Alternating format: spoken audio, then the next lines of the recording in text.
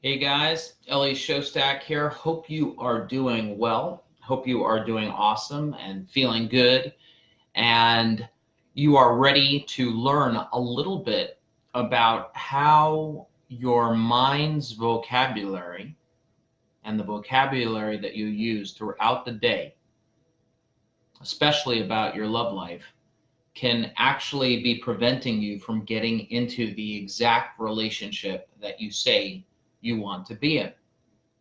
So, quick intro for those of you who do not know me.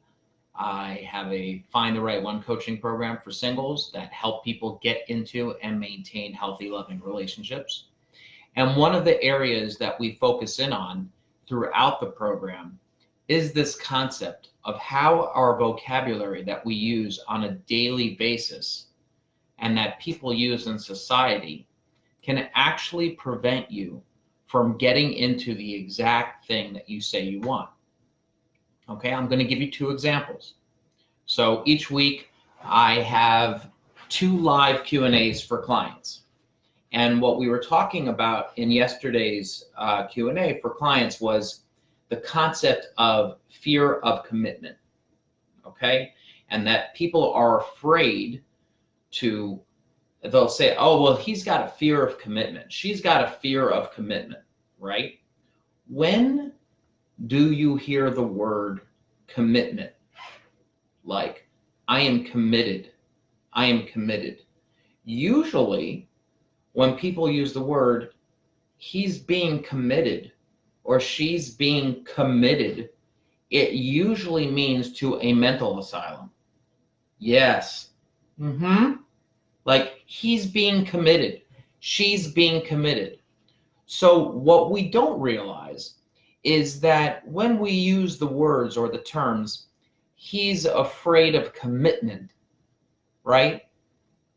Subconsciously, what the person is really saying is that they're afraid of being in something that's going to make them feel locked in,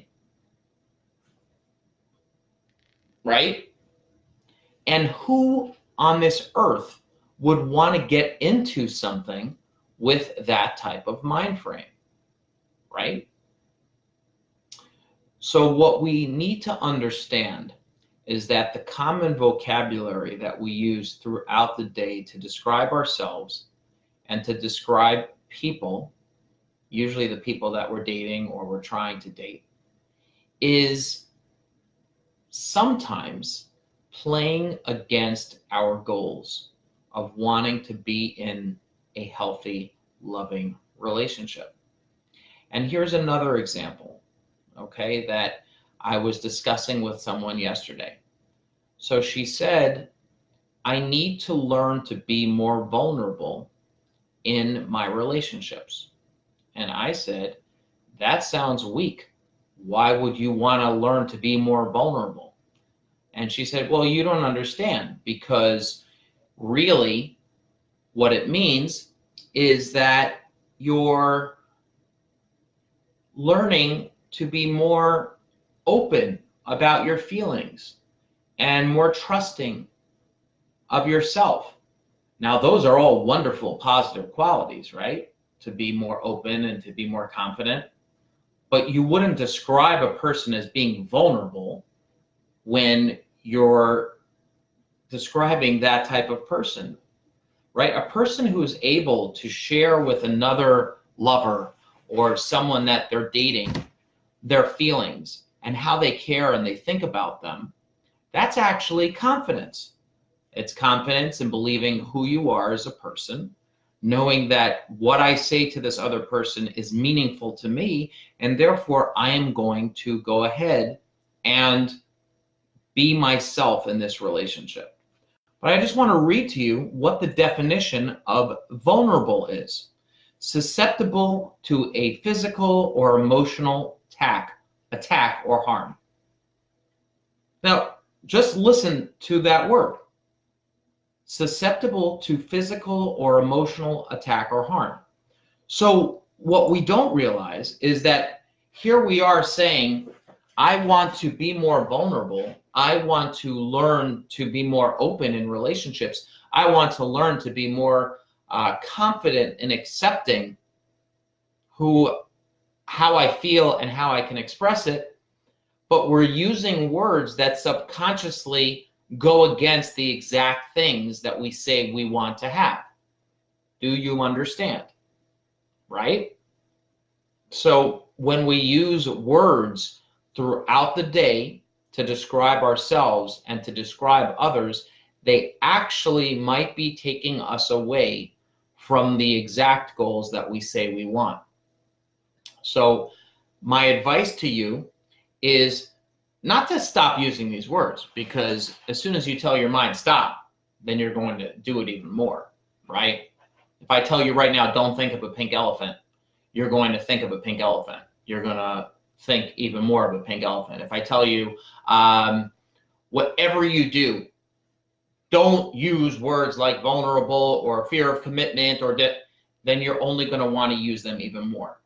So I don't tell you to do that, right? And that's a concept that Carl Jung came up in psychology, which is called that which you resist persists, right? So if you keep saying no, no, no, no, no, then subconsciously you want to do it even more and more and more. So my advice to you is not to stop using these words, but become aware.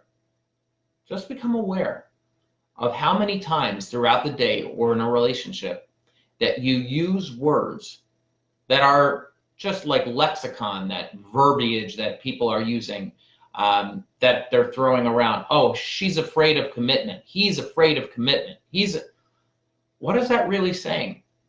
Yeah, you would be afraid too if you were committed, right? Because that normal word is used when someone is going into a hospital or a mental institution or a psychiatric ward. So we don't want to let ourselves go there, because we want to work on our mental health and we want to be healthy in that regard. So we wouldn't say, I want to, oh, he had to be committed. She had to be committed. Now, again, I know that when you use words like he's afraid of commitment, she's afraid of commitment, you're not necessarily talking about that where they need to be hospitalized or institutionalized, but there is some deep down level that's where you've heard the word before. So think about it. When you say he's afraid of commitment, she's afraid of commitment, I'm afraid of commitment, that's not what you're really afraid of. What you're really afraid of is being stuck in a situation that you can't get out of. Well, guess what? Confident people aren't feeling that way, right? Because people that are healthy, that work on their mental health and their physical health, they're constantly working on being aware of how their mind is affecting their outcomes when it comes to their relationships and when it comes to their success in other areas of life. You need to be on top of this in order to be successful. No matter who you are, no matter what level of success you are in any field, you must be aware of your mind frame, because your mind frame is going to affect the outcome of your life, the results that you get, right? Because if you go into a love relationship saying, I need to be more vulnerable, okay, really? Why? What do you really mean when you say that? Well, what it really means is I need to be more confident and open with my feelings and being able to trust other people, to know that if I say something to this other person whom I'm dating, okay, if I say something to this other person whom I'm dating and I feel a certain way towards them and they don't feel that way towards me, that's okay. They have the right to their feelings. I have the right to mine. So confidence gives you a much more clear, empowering understanding of being able to tell somebody, hey, I feel confident enough to be able to share with you that I care about you very much, that I love you. Whoa, right? Now, someone would say, oh, that's being vulnerable because, oh my gosh, because you're going to get hurt. Right. People who get hurt by sharing how they feel are those who are afraid that this isn't going to work out. Well, when you're confident, you know that this could or could not work out. And either way, you're going to be okay. All right, so I wanted to just share this with you because it's a topic that's been coming up often with my clients. It's actually a week that I focus in on in the program. A complete week's lessons is called the Mind's Vocabulary. So I hope that this was helpful, and go ahead and share, comment if you'd like, and have an awesome day.